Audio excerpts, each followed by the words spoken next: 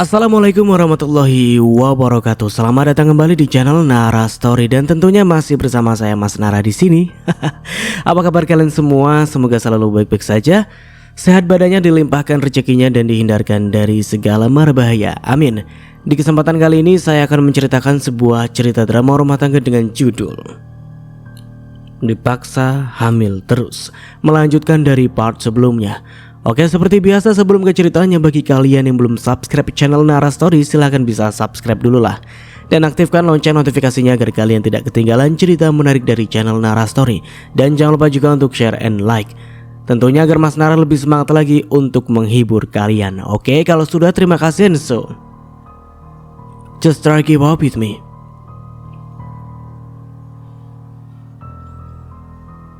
Alvin yang menyadari itu menjadi sedikit kesal. Hatinya geram, seakan ingin mengatakan bahwa tidak boleh ada lelaki lain yang mendekati Ocha selain dirinya, termasuk bosnya sendiri. Namun Alvin yang jabatannya lebih rendah dari Bima seolah tak kuasa untuk melakukan itu. Iya mas, ya sudah, saya permisi dulu kalau begitu. Masih ada urusan lain, pamit Ocha. Iya, terima kasih sudah mengantarkan barang pesanan saya. Lain kali kalau saya pesan lagi apa bisa? Tanya Bima basa-basi. Tentu bisa mas, datang saja ke tokoku. Saya juga berterima kasih Mas Bima sudah percaya sama saya untuk memesan barang, jawab Ocha. Setelah berpamitan, Ocha lantas kembali masuk ke dalam mobil. Ditatapnya dua lelaki yang ada di sana. Bima yang tersenyum ramah sambil terus memperhatikan bagian depan mobil yang dinaiki Ocha, dan Alvin yang terlihat kesal sambil berbalik badan mendorong troli yang berat dengan beban. Mobil Ocha sudah berlalu. Bima lantas menyusul Alvin yang tengah mendorong troli sambil melayangkan beberapa pertanyaan. Vin, sudah berapa lama kamu bercerai dari Ocha? Tanya Bima. Belum lama pak, jawab Alvin dengan singkat. Memangnya kenapa kalian sampai bercerai? Tanya Bima lagi. Alvin mendengus kesal. Ia menganggap Bima sudah bertanya tentang hal yang sangat privasi baginya. Maaf pak, saya nggak bisa jawab, privasi soalnya, ujar Alvin. Oh iya, maaf, bukan maksud saya untuk bertanya terlalu jauh. Ya sudah, saya permisi. Bima lantas pergi meninggalkan Alvin yang masih sibuk mendorong troli. Alvin kembali bekerja dengan perasaan dongkol. Perasaannya itu seolah menjadi penyempurnaan rasa letih dan sakit di tubuhnya. Hari pertama bekerja benar-benar membuatnya banyak pikiran. Besok aku akan ke rumah Ocha lah. Udah 2 minggu ini aku tidak ke sana, batin Alvin karena terakhir kali ia ke rumah Ocha terjadi kesalahpahaman waktu itu. Alvin pikir Ocha akan menghubunginya karena merasa bersalah atas kejadian tempo hari. Nyatanya harapan tak sesuai dengan keinginannya. Bu, aku boleh ngomong? Tanya Alvin pada ibunya yang sedang santai di depan TV. Ngomong ya ngomong aja lah Vin, sahut ibunya yang tengah berbaring di atas kasur tipis. Aku boleh minjem uang gak bu? Pertanyaan Alvin membuat Bu Ros seketika duduk dengan cepat. Minjem uang? Lah bukannya kemarin kamu baru minjem uang buat ongkos kerja? Tanya Bu Ros. Aku mau ngasih uang buat anak-anak bu. Ya nanti saja, tunggu kamu gajian baru kasih buat anak-anakmu. Tapi bu, Vin, hasil kebun lagi gak bagus. Ibu gak ngelarang kamu ngasih ke anak-anak kamu, tapi tolong lihat kondisinya. Terus katanya ibu mau jual tanah buat nembus rumah Ocha. Apa udah laku? Astagfirullah Vin, kamu mau meras ibu? Aku cuma tanya bu, jual tanah gak semudah jual gorengan yang langsung laku. Perlu waktu lama sampai tanah itu terjual. Kalau gitu aku bantu jualin juga ya bu, tapi aku minta bagiannya boleh? Sedikit saja.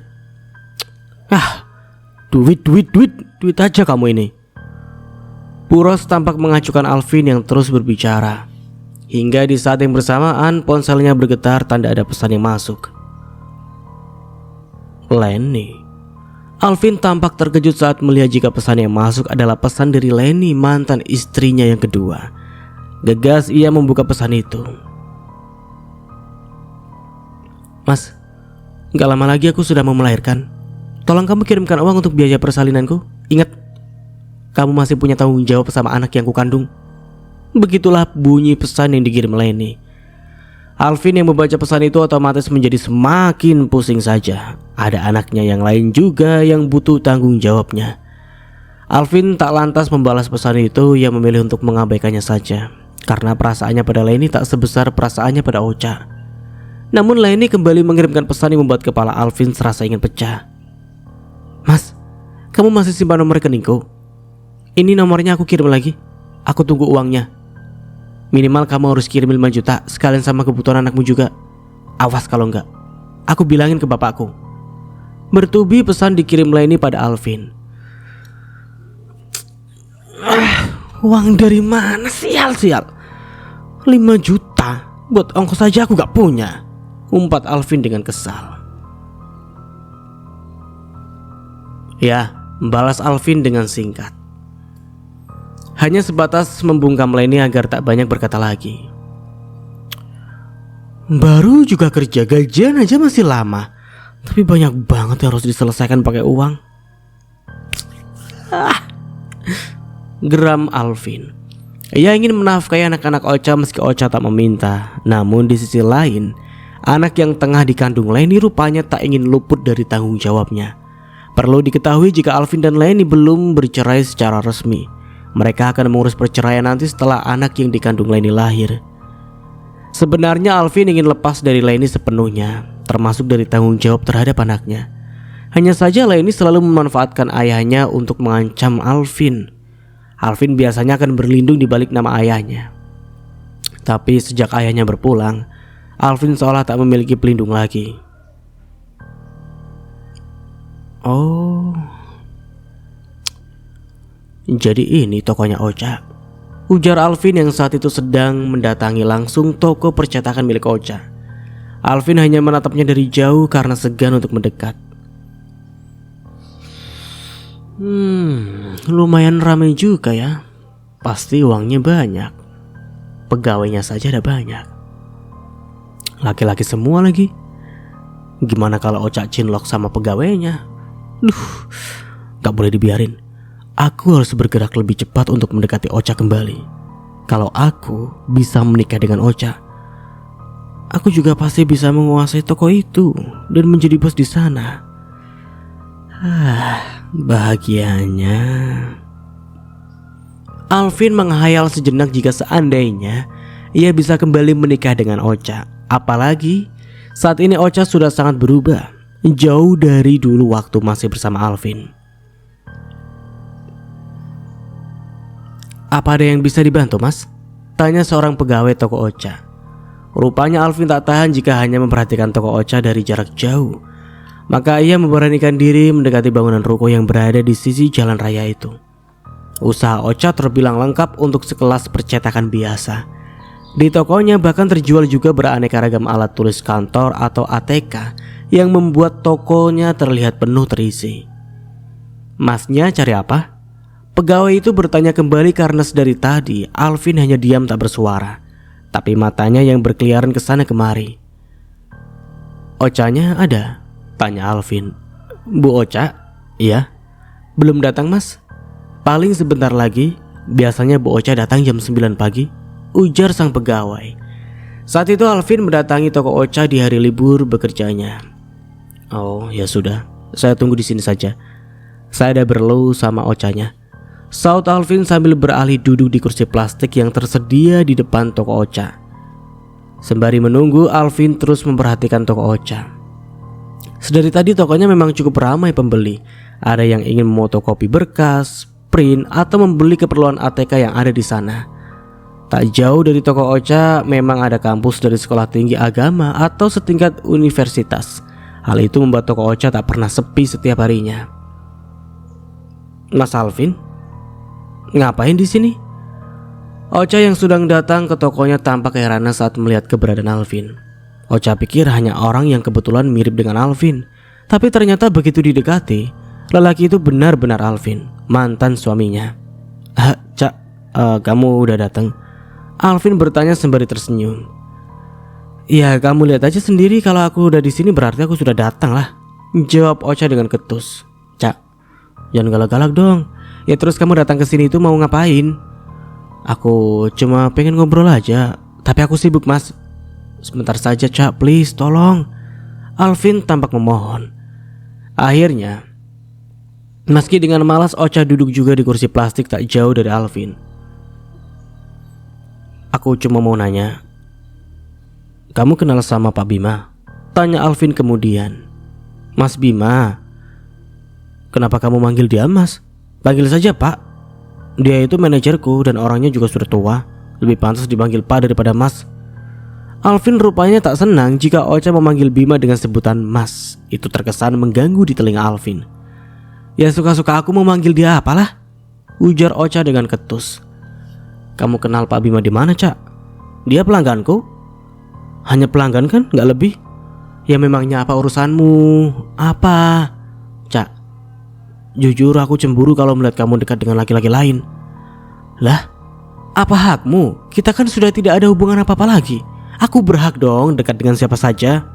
Iya aku tahu, tapi aku masih mencintaimu dan sangat berharap kita bisa kembali seperti dulu, menjadi sepasang suami dan istri, menjadi ayah dan ibu bagi anak-anak kita. Alvin langsung ke inti pembicaraan. Ia tanpa ragu mengutarakan maksud dan perasaannya pada Ocha, bahwa ia ingin kembali lagi pada Ocha. Alvin memang sengaja bergerak cepat dalam mengutarakan perasaannya. Ia takut didahului oleh lelaki lain yang bisa saja sudah mengincar Ocha. Enggak, aku enggak bisa mas. Aku enggak mau kembali lagi sama kamu. Maaf, ujar Ocha. Jawabannya membuat hati Alvin patah dan nyeri atas penolakan yang baru saja ia dapatkan. Namun itu tak lantas membuat Alvin menyerah dan pasrah begitu saja. Cak, kamu tidak perlu menjawab secepat ini. Kamu bisa pikirkan matang-matang. Kamu lihat Tri dan juga Vera. Mereka masih sangat membutuhkan sosok seorang ayah yang selalu berada di sisi mereka. Mas, mau sekarang atau besok, mau bulan ini atau bahkan tahun depan, jawabanku akan tetap sama. Maaf, aku tidak bisa kembali lagi sama kamu. Ocha menjeda sesaat ucapannya karena serasa ada nyeri yang kembali menyeruak. Luka yang kamu toreh masih sangat membekas, dan aku sudah sangat tahu karaktermu. Aku cuma tidak mau jatuh dengan orang yang sama. Tolong, agar kamu bisa mengerti aku. Kalau soal anak, kamu tidak perlu khawatir. Selama kamu akan tetap menjadi ayah mereka, aku tidak akan pernah melarangmu untuk bertemu mereka. Tutur Ocha panjang lebar. Ocha tidak ada maksud untuk menyakiti Alvin. Ia hanya ingin Alvin paham dan mengerti tentang keputusan yang sudah diambilnya. Namun rupanya Alvin tak bisa terima dengan apa yang sudah diucapkan Ocha. Tangan Alvin tampak bertaut kuat demi menahan gejolak amarah di hatinya. Gigi-giginya terasa saling menekan kuat. Penolakan Ocha teramat sakit dan menghinakan dirinya. Alvin ingin marah, tapi kemarahannya seolah tertahan. Takut jika amarahnya hanya akan membuat Ocha semakin jauh saja.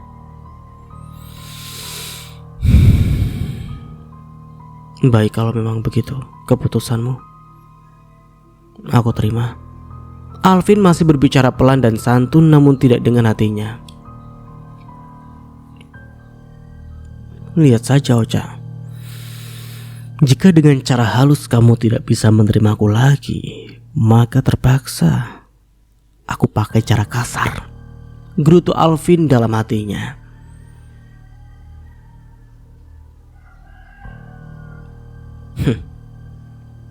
Jika kamu tidak bisa menerimaku lagi, tak apa.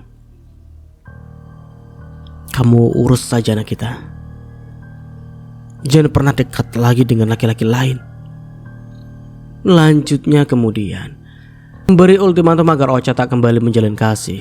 Karena bagi Alvin, jika Ocha tak lagi bersamanya, maka tak boleh ada lelaki lain yang bersamanya juga. Ini Alvin kenapa sih egois banget? Kamu tidak berhak melarangku mas. Aku berhak atas hidupku sendiri. Ya termasuk jika aku ingin menikah lagi, ujar Ocha dengan tegas. Ya tidak bisa begitulah. Sebagai ibu, kamu harus lebih memprioritaskan kebahagiaan anak, bukan malah mencari kebahagiaan sendiri. Kalau misalnya kamu dapat suami baru, dia belum tentu bisa sayang dengan Tri dan juga Vera. Aku gak bisa mempercayakan anakku pada ayah tiri. Apalagi zaman sekarang sudah makin edan. Banyak ayah tiri yang tega melecehkan anak perempuannya. Kamu tidak berpikir sejauh itu. Tutur Alvin memberi alasan mengapa ia melarang Ocha menikah lagi. Pikiran kamu saja yang kejauhan, Mas. Kalaupun aku menikah, aku bukan sekedar hanya cari suami, tapi juga mencari ayah buat anak-anakku. Ocha tak mau kalah dalam penuturannya. Dari mana kamu tahu lelaki yang akan menjadi suamimu itu bisa menjadi ayah yang baik?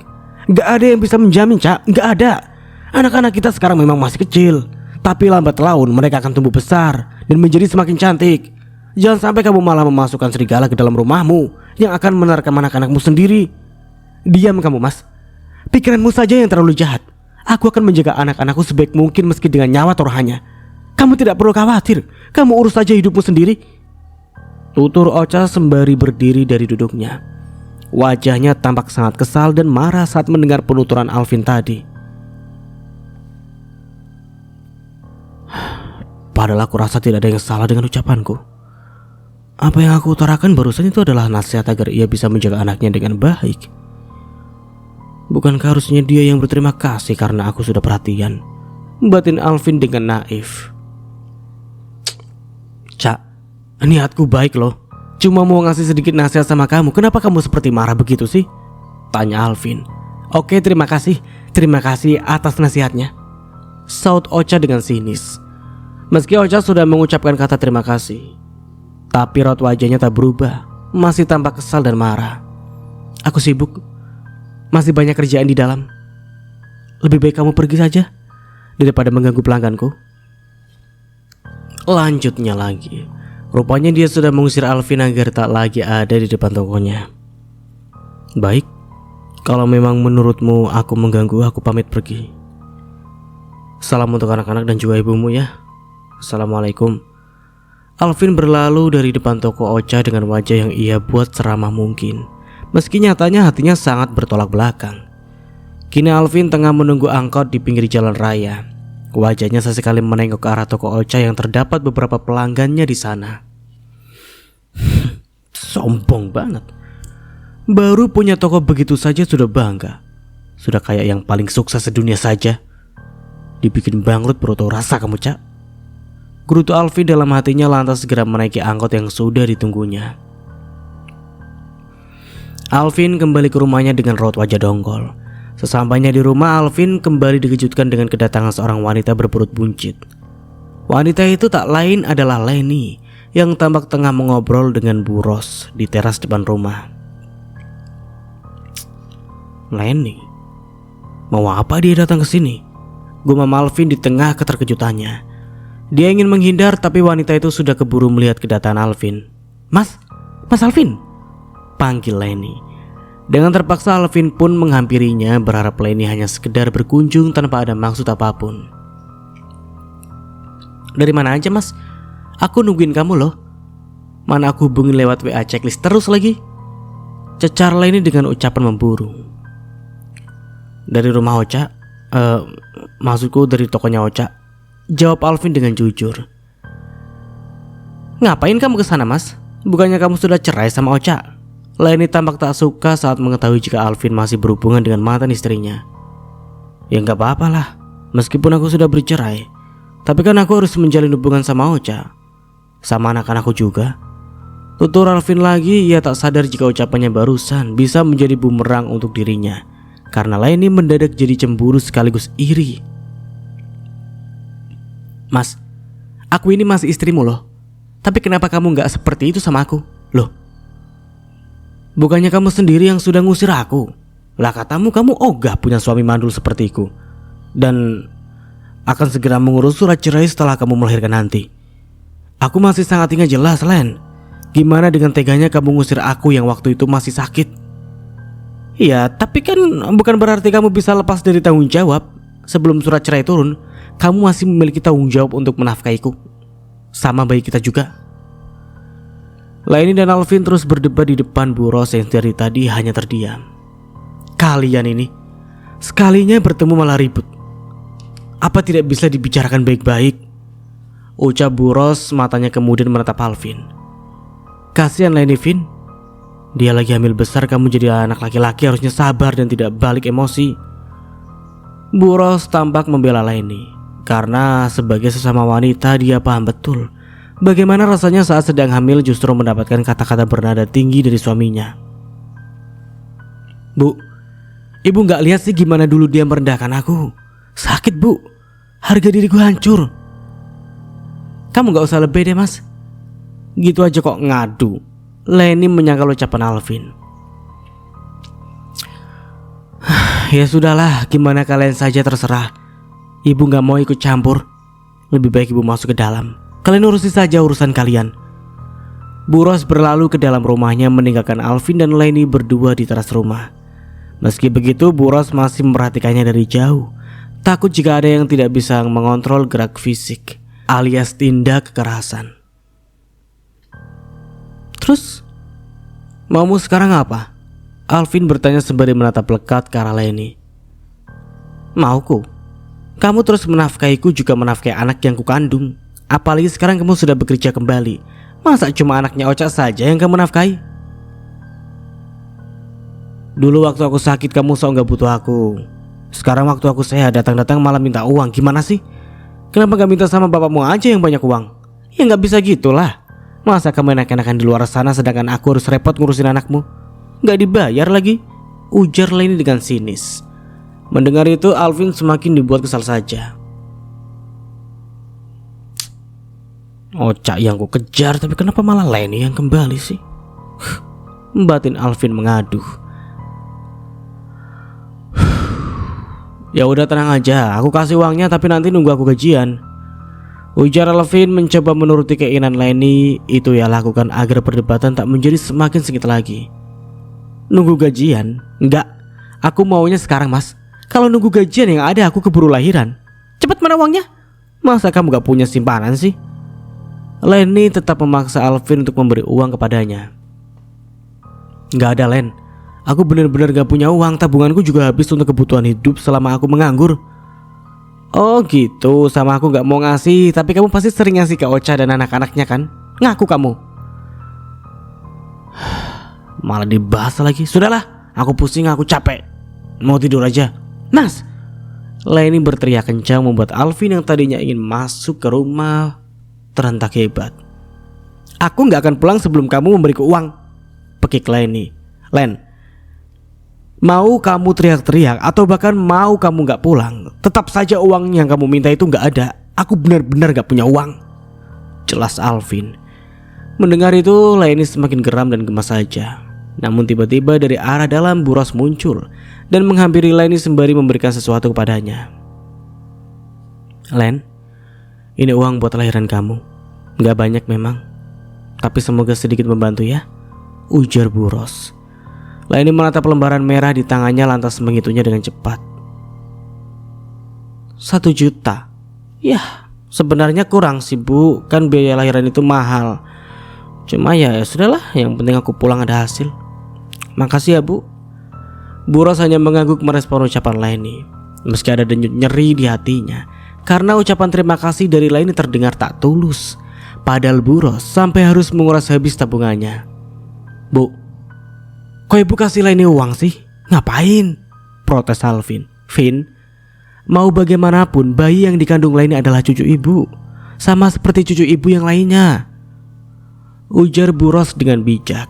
Sementara Leni sudah beranjak pergi meninggalkan rumah Alvin. Pusing, perempuan maunya cuma duit. Umpat Alvin sambil berlalu ke kamarnya. Keesokan harinya Alvin kembali bekerja di pabrik. Vin, kinerja kamu kok sekarang menurun ya? Gak sebagus waktu dulu, tutur Bima saat mengevaluasi kinerja karyawannya. Maaf pak, mungkin ini efek dari kecelakaan waktu itu. Jadi fisik saya gak sekuat dulu, jelas Alvin. Begitu. Tapi saya tahu kamu dulu orang yang giat bekerja. Kalau saya pindahkan ke bagian lain apa kamu mau? Bagian yang gak terlalu memakai tenaga fisik, tawar Bima. Kalau boleh tahu ke bagian apa ya pak? Ke bagian keuangan. Kebetulan ada SPV yang mengajukan resign kemarin. Kalau kamu mau, kamu bisa gantikan dia. Saya mau pak, ujar Alvin dengan semangat. Tapi kamu harus berhati-hati saat menjabat posisi itu. Apalagi ini berkaitan dengan uang. Lebih butuh kerja otak untuk berpikir. Saya janji akan belajar sungguh-sungguh, Pak. Bagus kalau begitu. Alvin keluar ruang manajer dengan hati yang sedikit bahagia. Mendapatkan posisi baru yang tak butuh banyak tenaga fisik. Cukup membantu meringankan tubuhnya yang tak sekuat dulu. Karena kedepannya ia akan menghabiskan banyak waktu dengan duduk di depan komputer saja, tanpa banyak berjalan di ruang produksi seperti saat ini. Bagaimana? Apa pekerjaan di sini sulit? Tanya Bima yang sedang menerima laporan keuangan dari Bima. Ya, lumayan sih, Pak, jawab Alvin. Laporan kamu masih banyak yang salah, ucap Bima sambil memperhatikan sebuah berkas laporan. Maaf, Pak, saya sudah berusaha untuk memperbaikinya tadi. Kalau begitu saya perbaiki lagi, Pak. Bima kembali menyerahkan berkas yang dipegangnya pada Alvin. Tidak apa, Vin. Wajar, kamu kan baru di sini. Tapi lambat laun, kalau kamu tekun pasti akan terbiasa. Oh ya, selain laporan, kamu juga harus hati-hati menyimpan uang kantor ya. Jangan sampai merugikan kantor dan orang lain. Kamu paham? Paham, Pak. Ya sudah, silakan kamu lanjutkan pekerjaanmu. Alvin pun kembali ke ruang kerjanya bergelut dengan laporan keuangan dan aliran dana, baik yang masuk atau keluar dari rekening perusahaan. Dirinya diberi kuasa untuk menyalurkan uang modal yang digunakan untuk membeli bahan-bahan produksi pabrik itu. Alvin sering dibuat ngiler saat melihat nominal uang yang dipercayakan pabrik kepadanya. Namun ia selalu berusaha menahan diri agar tak tergoda untuk menilep uang tersebut. Meski kebutuhannya akan uang sudah melambai-lambai di depan mata. Motor yang ini kayaknya bagus. Ya sudahlah, saya pesan yang ini aja ya. Tolong cepat diantarkan ke rumah saya, ujar Alvin pada sales marketing sebuah dealer motor. Baik, Pak, nanti sore saya akan antarkan barangnya, jawab si sales. Hari ini memang hari gajian Alvin. Hal pertama yang sangat ingin ia beli adalah motor, karena menurutnya susah sekali akomodasi jika tidak ada kendaraan berroda dua itu. Motor matic berwarna hitam akhirnya benar-benar sampai di rumah Alvin di sore harinya. Alvin sangat kegirangan saat melihat barang itu datang. Akhirnya, ia tak perlu lagi repot-repot memesan ojek atau menaiki angkot jika ingin berpergian. Tak masalah jika ia harus mengangsur selama 3 tahun lamanya. Motor baru akhirnya datang juga, seru Alvin kegirangan sembari menaiki motor keluaran Jepang itu. Sementara itu, sisa uang gajinya hanya tersisa setengahnya saja, atau sekitar 2,5 juta. Uang itu sudah digunakannya untuk membayar DP motor. Tanpa disangka, keesokan harinya Alvin mendapat kabar jika Leni sudah melahirkan. Pak Bandi yang memberitahunya lewat telepon. Vin, Leni sudah melahirkan. Saya mau kamu jenguk di rumah sakit sekaligus membayarkan sisa biaya rumah sakitnya, ujar Pak Bandi melalui sambungan telepon. Tapi Pak, tapi apa? Kamu tidak mau ke sini? Anak yang Leni lahirkan itu anak kamu. Iya saya tahu, tapi saya tidak punya uang, Pak. Ya kamu usahakanlah. Pinjam sama orang lain kan bisa, bentak Pak Bandi. Alvin mendengus kesal, uangnya yang tinggal sedikit mungkin bisa saja akan langsung ludes semuanya. Vin, halo, kenapa diam saja? Panggil Pak Bandi saat teleponnya hening dari suara. Iya Pak, saya ulangi, kamu cepat ke rumah sakit sini dan bawakan uangnya sebesar 4 juta. Awas kamu kalau sampai tidak datang, ancam Pak Bandi yang bersamaan dengan tutupnya di telepon. 4 juta, besar sekali, sementara sisa gajiku cuma 2,5 juta. Belum buat ongkos kerja nanti, belum buat ngasih anak-anak Ocha. Aduh, kalau Alvin sambil menepuk-nepuk kepalanya saking merasa pusingnya dia.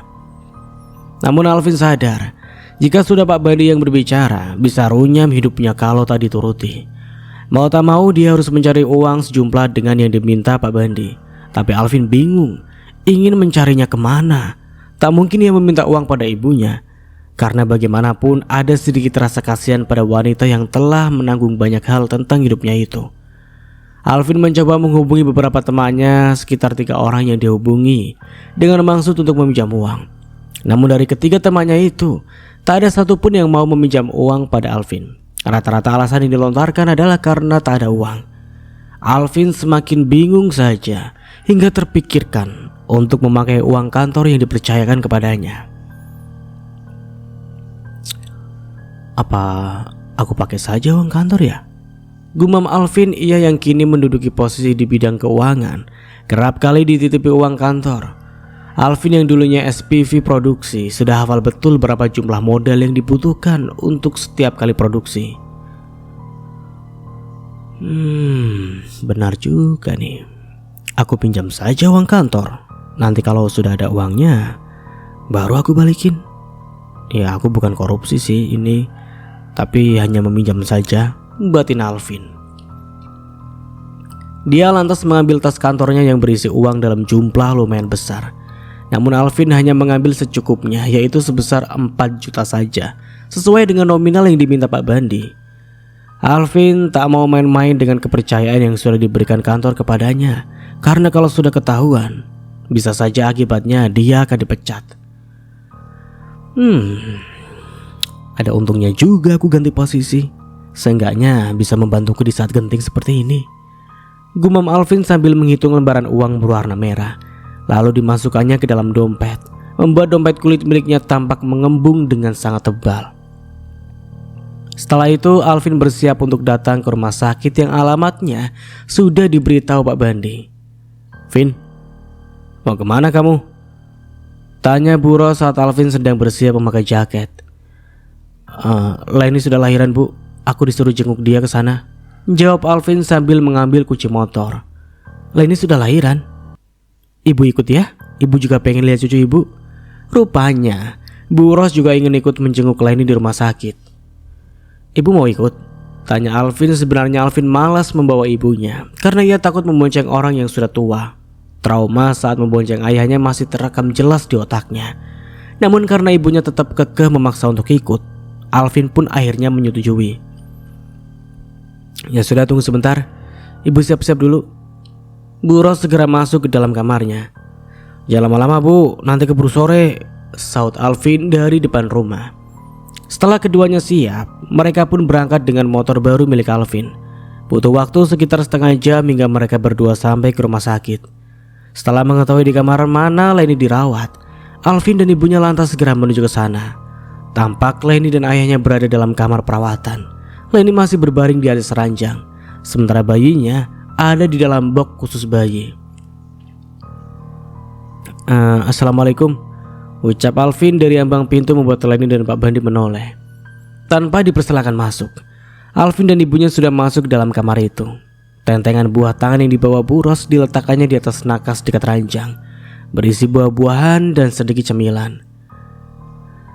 "Alhamdulillah Len, ibu senang lihat kamu sudah lahiran dengan selamat. Bayinya juga sehat ya?"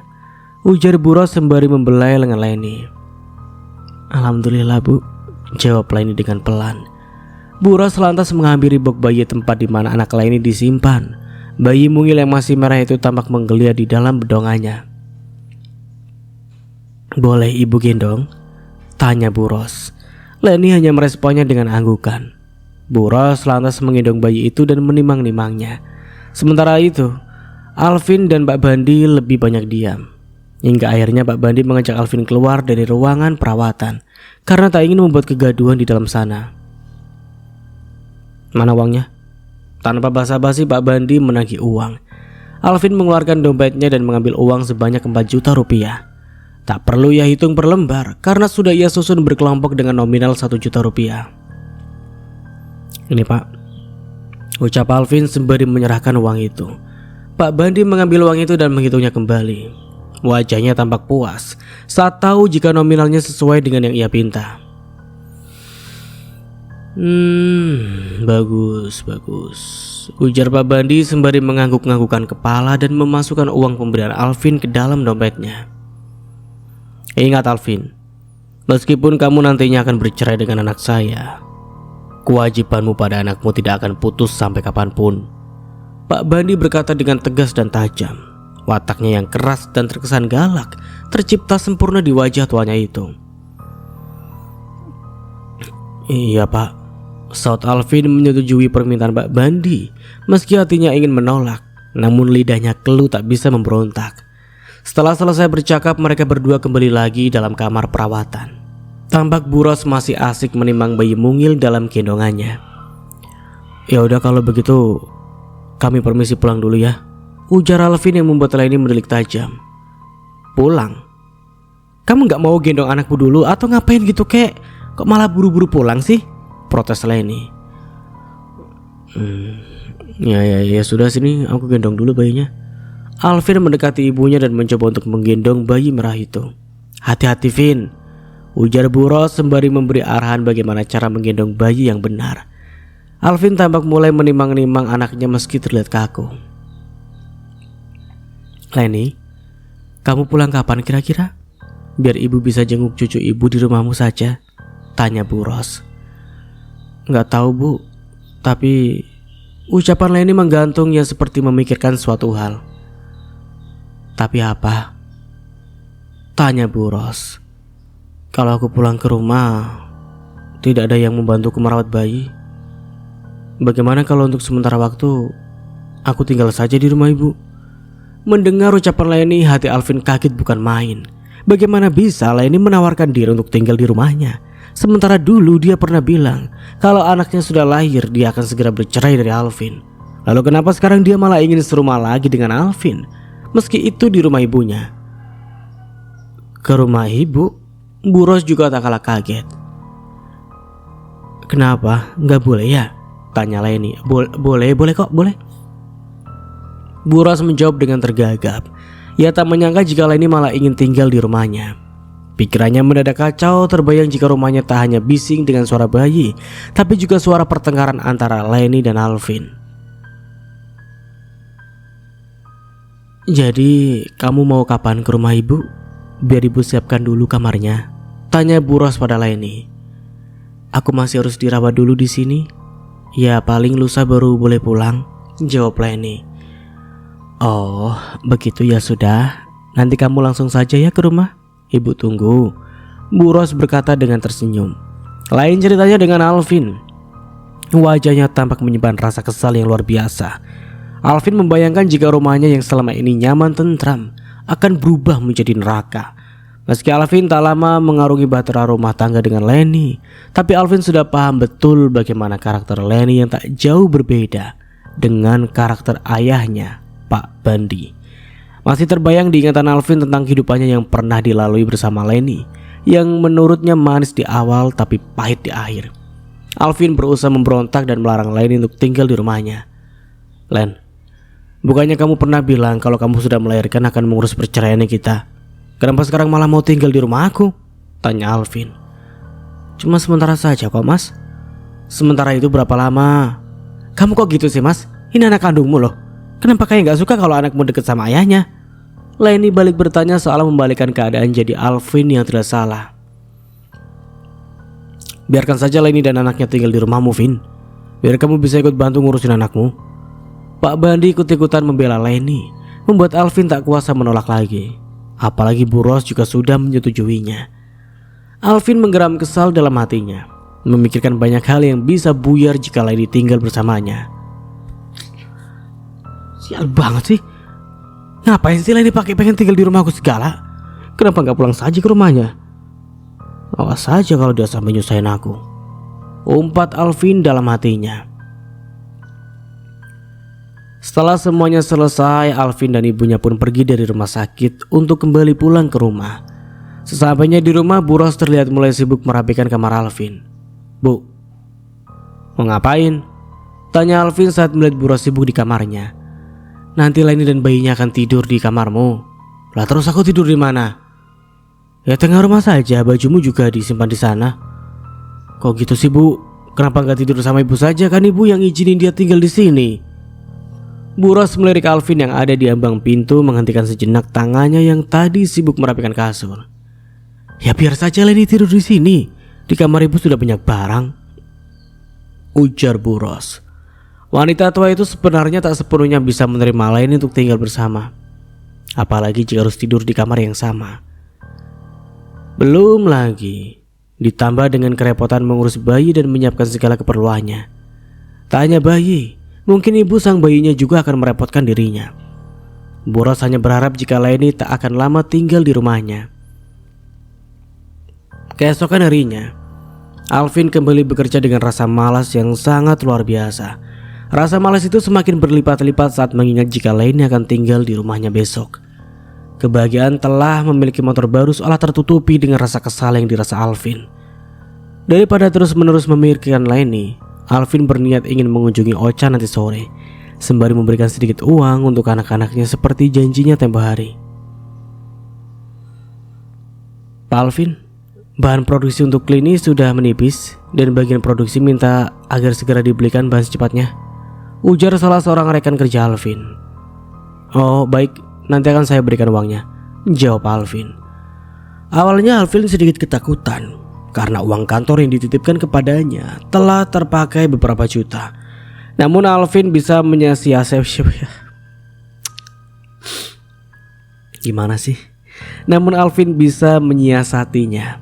di mana kekurangan uang yang seharusnya dia keluarkan hari itu ditambal terlebih dahulu dengan uang nganggur dari sumber lain yang masih sama-sama uang kantor. Setelah selesai bekerja, Alvin tak langsung pulang ke rumah. Dia mengendarai motornya untuk pergi ke rumah Ocha. Di tengah perjalanan, ia sempatkan mampir ke sebuah minimarket untuk membeli jajan anaknya. Tentunya untuk menarik perhatian dari kedua anaknya agar mau didekati oleh Alvin. Ini Cak, sesuai janjiku dulu yang akan menafkahi anak-anak. Alhamdulillah ada sedikit rezeki buat mereka. Ya walaupun tak besar, jangan dilihat dari nominalnya, tapi dari perjuangannya, ujar Alvin dengan suara lembut. Ia seolah telah melupakan kejadian tempo hari saat berdebat dengan hebatnya di depan toko Ocha. Adanya Bu Desi di sana juga menambah rasa segan Alvin. Namun tidak dengan Ocha. Sikapnya menjadi bertambah dingin kepada Alvin. Itu terlihat dari sorot matanya yang lebih memilih menatap ke arah lain, padahal jelas-jelas Alvin sedang berbicara kepadanya. Cak, panggil Alvin saat melihat Ocha yang seolah acuh kepadanya. Ocha melirik Alvin dengan malas. Sebelum menerima uang di tangan Alvin, Ocha melihat ke arah ibunya terlebih dahulu, isyarat mata Bu Desi seolah memberi izin untuk Ocha menerima uang itu. Ya makasih mas. Ocha menerima lembaran uang berwarna merah dari tangan Alvin. Namun ekspresinya tetap sama, acuh dan dingin. Alhamdulillah Alvin, kalau kamu masih sadar tanggung jawabmu sebagai seorang ayah, ujar Bu Desi demi membunuh kesunyian di antara mereka. Hanya anak-anaknya saja yang berceloteh atau berteriak dengan girangnya saat sedang menikmati jajanan yang dibawa Alvin. Iya Bu, mau gimana pun juga aku masih ayah mereka. Aku masih memiliki kewajiban memberi nafkah. Ya walaupun hanya sedikit, ujar Alvin. Alvin sengaja memegangi perutnya agar memberi kode pada Ocha bahwa dirinya lapar. Ia berharap Ocha mau menyuguhkan makanan meski itu hanya sebatas mie instan. Alvin hanya ingin melihat Ocha seperti dulu saat masih melayaninya soal makanan. Walau kenyataannya semuanya percuma. Tak ada yang peduli jika Alvin sedang lapar. Ocha malah berharap agar Alvin segera pergi dari rumahnya karena kedatangannya hanya mengganggu waktu bersantainya saja. Alvin lebih memilih bermain dengan anak-anaknya karena tak tahan didiamkan Ocha. Sini sayang, main sama ayah yuk, ajak Alvin pada Tri. Gimana, enak gak kuenya? Alvin bertanya pada Tri yang sedang asik memakan kue wafer. Bocah kecil itu hanya mengangguk dan memilih terus menikmati makanan di tangannya tanpa menjawab pertanyaan Alvin. Hingga tiba-tiba Ocha memanggil. Mas, HP-mu getar nih, ada yang telepon dari Leni, ujar Ocha memberitahu Alvin bahwa ada panggilan masuk dari Leni. Hal itu membuat perasaan Alvin menjadi kalang kabut. Hatinya mengeram kesal mengumpat Leni mengapa harus menelpon di waktu yang tidak tepat. Sial, lupa aku kenapa HP malah aku biarin gegletak di meja sih, batin Alvin dengan kesal. Akhirnya dimatikan telepon dari Leni dan tak mengangkatnya sama sekali. Bahkan Alvin matikan juga dayanya, menjaga agar Leni tak menghubunginya lagi. Kenapa dimatikan mas? Tanya Ocha saat melihat Alvin mematikan HP. Nggak apa-apa Cak, ini HP ku lowbat. Perasaan tadi aku lihatnya baterainya masih penuh. Alvin tampak salah tingkah saat Ocha mengetahui kebohongannya. Oh, HP ku memang sering error, Cak. Meski baterainya masih banyak tapi suka tiba-tiba mati, ujar Alvin berbohong. Jangan bohong, Mas. Padahal nggak apa-apa kalau kamu angkat saja telepon dari Leni. Siapa tahu penting. Nggak apa-apa. Emang Leni suka ganggu aja. Nggak ada hal penting. Tapi suka teleponin aku terus. Ocha tampak diam tak lagi menyaut ucapan Alvin. Aku sama Leni udah nggak ada hubungan apa-apa kok, Cak. Malah kami lagi ngurus surat cerai. Aku sudah nggak cinta lagi sama dia, ujar Alvin ya seperti takut Ocha salah paham padanya. Dasar laki-laki. Mudah sekali untuk bilang sudah gak cinta lagi. Ocha menjepit kesal. Tapi beneran kok, Cak. Aku udah gak cinta lagi sama dia. Aku cintanya cuma sama kamu. Aku ingin kita seperti dulu. Menjadi sepasang suami istri. Menjadi ayah dan ibu bagi anak-anak kita. Alvin mulai mengeluarkan jurus-jurus rayuannya.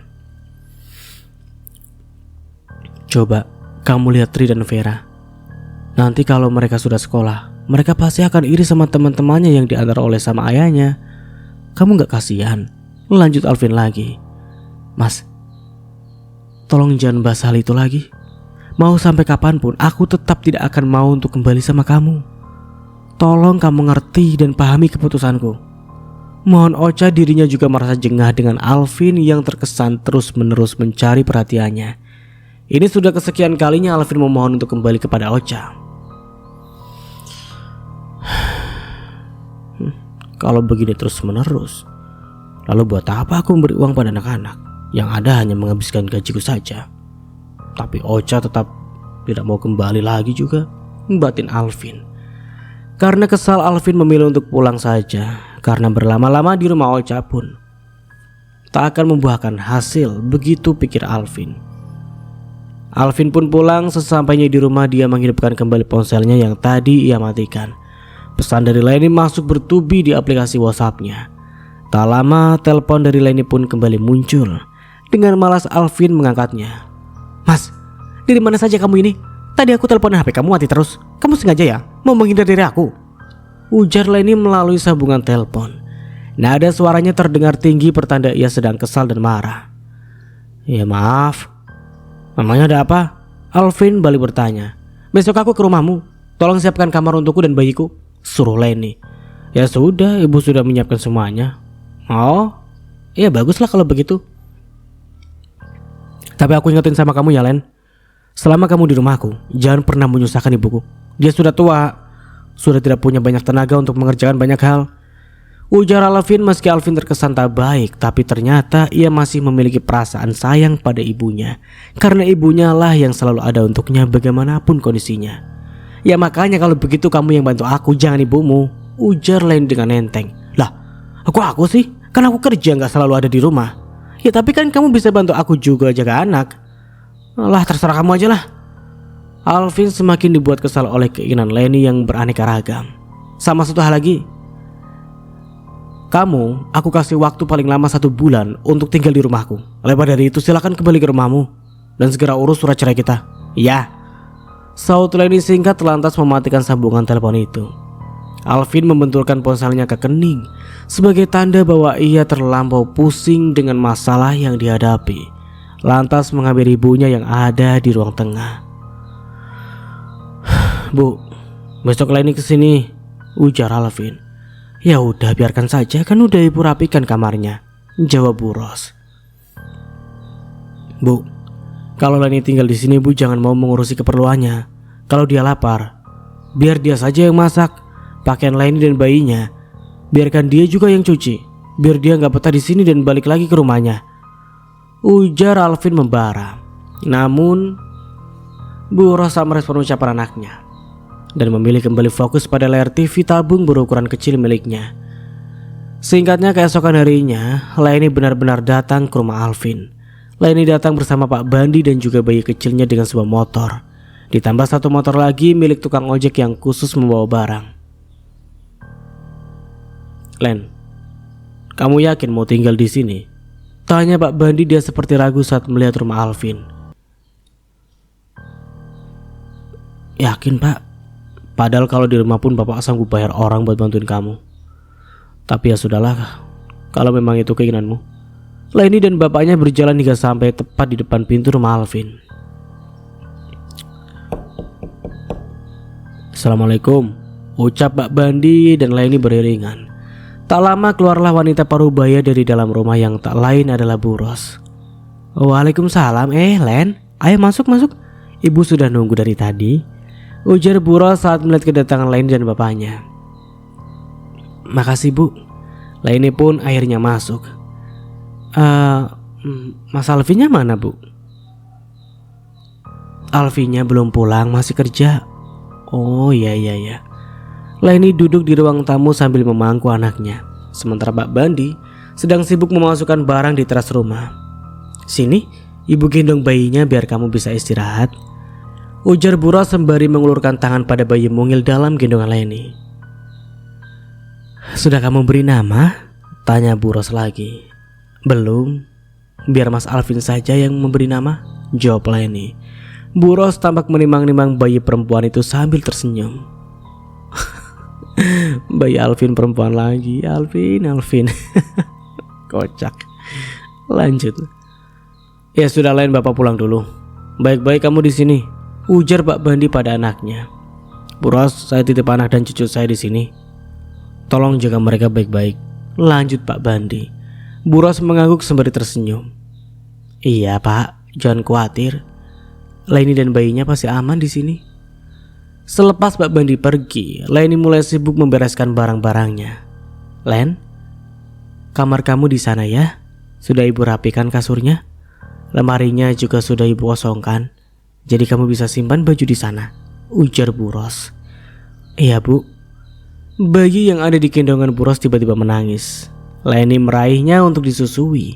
Bayi yang baru lahir memang masih harus sering menyusui. Maksudnya masih sering. Astagfirullahaladzim. Memang masih harus sering disusui maksudnya. Maaf ya Mas Nara, agak salah-salah kayaknya. Ya, maklumlah. Lanjut. Maaf Bu, aku susui dulu ya dedeknya. Leni pun mulai menyusui anaknya. Maaf Bu, aku boleh minta tolong? Tanya Leni. Tolong apa? Kalau boleh, tolong bereskan barang-barangku ya Bu. Aku masih capek dan badanku juga lagi kurang sehat. Maklum, semalaman aku begadang nyusuin dedek bayi, tutur Leni. Bu Ros yang mendengar sedikit tercengang tapi cukup memaklumi. Ya, ada benarnya juga, Leni baru datang pasti masih capek. Gak ada salahnya juga aku bantu dia untuk beresin barang, batin Bu Ros. Ya sudah, ibu beresin dulu ya. Bu Ros lantas membawa tas besar milik Ocha. Saking besarnya tas itu, Bu Ros sampai tak sanggup mengangkatnya dan memilih untuk menarik dengan sisa-sisa tenaga tuanya. Butuh perjuangan yang tak mudah untuk membawa tas besar itu dan barang-barang lainnya hingga sampai ke dalam kamar yang nantinya akan ditempati Leni. Segala barang yang didominasi oleh perlengkapan bayi dirapikan oleh Bu Ros dengan cekatan. Baju bayi, popok, kain-kain bedong, perlengkapan mandi dan barang-barang lainnya, bahkan barang milik Leni sudah tampak rapi tertata di kamar itu. Adanya lemari dan rak barang di sisi kasur mempermudah dalam hal menyimpan, sehingga hanya tersisa sedikit barang saja di dalam tas. Sudah rapi Len, kamu bisa tidurkan bayimu di kamar, ujar Bu Ros saat keluar dari kamarnya. Leni tampak tengah menggendong bayinya yang sudah tertidur pulas. Wah, makasih ya Bu, rapi sekali padahal aku gak minta dibereskan sampai serapi ini loh, kata Leni saat melihat kondisi kamarnya. Bu Ros hanya bisa mendengus kesal. Kenapa tadi tidak dicegah waktu saya repot-repot bawa barang? Giliran sudah beres baru ngomong begitu. Batin Bu Ros terselip rasa dongkol di dalam hatinya karena sikap Leni yang acuh. Dibiarkannya Leni dan bayinya tidur di dalam kamar, dan Bu Ros memilih pergi ke dapur. Ada banyak cucian piring yang sudah menunggunya. Namun baru saja karena wastafel dinyalakan, Leni sudah muncul di ambang pintu dapur. Bu, panggil Leni. Iya, kenapa Len? Leni tersenyum malu-malu. Apa ada sedikit makanan Bu? Aku lapar sekali, maklum namanya juga ibu menyusui, ujar Leni sambil tersenyum. Ada itu di meja makan, ada makanan.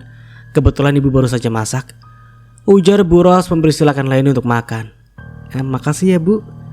Leni lantas menuju meja makan yang terbuat dari kayu tua dan membuka tudung saji yang menutupi lauk pauk di sana. Sop ayam dan tempe goreng tepung yang tersaji di sana membuat mata Leni berbinar senang. Tanpa perlu menunggu lama, ia pun menyantap makanan itu dengan semangat. Sementara Bu Ros masih sibuk di depan wastafel. Sesekali matanya melirik arah Leni dan menggelengkan kepalanya. Meski Leni selalu berucap terima kasih, tapi Bu Ros merasa Leni sosok yang tak kenal rasa malu. Karena tanpa sungkan, Leni berani menyuruh Bu Ros atau meminta makan di rumahnya. Padahal baru juga datang. Tak terbayang hari-hari ke depannya. Sore harinya Alvin pun pulang seperti biasa dari depan rumahnya. Alvin mendengar samar suara bayi menangis. Alvin mendengus kesal dan menyadari jika Leni sudah berada di rumahnya. Namun Alvin tak punya pilihan lain. Ia tetap harus pulang ke rumah karena hanya itulah tempat tujuannya. Assalamualaikum, ucap Alvin dengan malas sambil membuka pintu rumah. Di dalam rumah, suara tangis bayi semakin jelas terdengar. Tepatnya berasal dari dalam kamar Alvin yang kini ditempati oleh Leni dan bayinya. Mas Alvin, panggil Leni dari dalam kamar. Dengan malas Alvin beranjak menuju kamar Leni. Apa? Tanya Alvin. Mas, kamu udah pulang? Ya seperti yang kamu lihat. Mas, tolong dong kamu gendong anakmu dulu sebentar. Dari tadi nangis terus, aku capek. Aku baru pulang kerja, Len. Aku juga capek. Masa kamu tiba-tiba nyuruh aku gendong bayi sih? Lagian badanku kotor. Sudahlah kamu aja yang gendong, sentak Alvin. Mas, kenapa sih disuruh segitu saja marah-marah? Bayi ini kan anak kandungmu. Aku di sini itu biar kamu bisa deket sama anak kita, bisa bantuin ngurus, gak cuma bisa bikinnya saja. Leni tak mau kalah dalam memarahi Alvin. Ya tapi gak sekarang juga, aku capek, aku pengen mandi dulu, makan dulu. Ya sudah sana kalau mau mandi dan makan, tapi jangan lama-lama. Alvin mengusap kasar rambutnya hingga membuatnya berantakan, lantas berlalu ke arah dapur. Vin, udah pulang? Tanya Bu Ros yang tiba-tiba muncul dari pintu belakang. Sudah Bu. Kamu sudah makan? Belum Bu. Kalau mau makan, kamu goreng saja telur sebagai lauk tambahan ya, suruh Bu Ros. Oh iya gak apa-apa.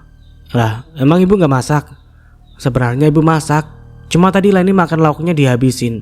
Ibu bikin sup tapi habis, tinggal sayurnya aja. Tempe gorengnya juga tinggal 2 biji. Hah? Kok bisa gitu sih? Ya gak tahu, ibu juga kaget. Gak tahu diri banget sih dia Bu. Udah numpang tapi kok tingkahnya seenak dia. Sudah gak apa-apa, mungkin Leninya saja yang lapar. Dia kan lagi menyusui anakmu. Tapi Bu, sudah lah Vin, biarkan saja. Sudah sana kamu mandi. Meski kesal tapi Alvin berusaha untuk menahan emosinya. Begitupun dengan Bu Ros. Sementara itu di sisi lain di rumah Ocha, ia kedatangan tamu spesial. Tamu itu adalah Bima. Mas Bima, ini bawa apa? Kenapa banyak sekali? Tanya Ocha saat melihat Bima membawa berkardus-kardus makanan ringan. Bima mengetahui alamat rumah Ocha karena Ocha sendiri yang memberitahu. Ocha pikir Bima akan berkunjung untuk masalah bisnis saja, tapi sepertinya lebih dari itu. Oh, ini saya bawakan makanan produksi pabrik sebagai ucapan terima kasih saya karena pesanan Muki yang kamu lebihkan itu. Ya, gak apa-apa lah. Saya cuma lebihkan 2 lusin, tapi kenapa ucapan terima kasihnya banyak ini? Tanya Ocha masih keheranan. Bima hanya tersenyum saat melihat ekspresi Ocha. Lah, ya ampun mas, ini mah kayak mau buka warung aja. Siapa yang mau ngabisin kalau sebanyak ini? Tanya Ocha lagi. Ya terserah Mbak Ocha saja. Mau mbaknya buka warung boleh, mau dibagi-bagiin sama orang sekampung boleh, asal jangan dibuang saja mubazir, jawab Bima. Tapi Mbak Ocha nolak. Bukan begitu. Lalu ya sudah saya terima. Terima kasih banyak ya mas. Alhamdulillah stok jajan Tri sama Vera aman buat setahun. Ya rezeki anakmu berarti. Ocha tersenyum setengah tertawa. Oh ya, ngomong-ngomong anakmu mana? Ada di dalam. Silakan masuk dulu mas. mau saya buatkan kopi? Boleh. Maaf ya kalau merepotkan. Tidak, cuma segelas kopi. Silakan duduk dulu ya mas. Saya tinggal sebentar ya ke dapur. Kemudian Ocha pun berlalu ke dapur untuk menyeduh kopi. Dan sampai di sini dulu ceritanya. Nantikan kelanjutan ceritanya di part berikutnya. Dari saya mohon maaf bila ada salah kata atau dalam penyampaian cerita. Akhir kata, wassalamualaikum warahmatullahi wabarakatuh. Sampai jumpa di video selanjutnya and see you. Ciao.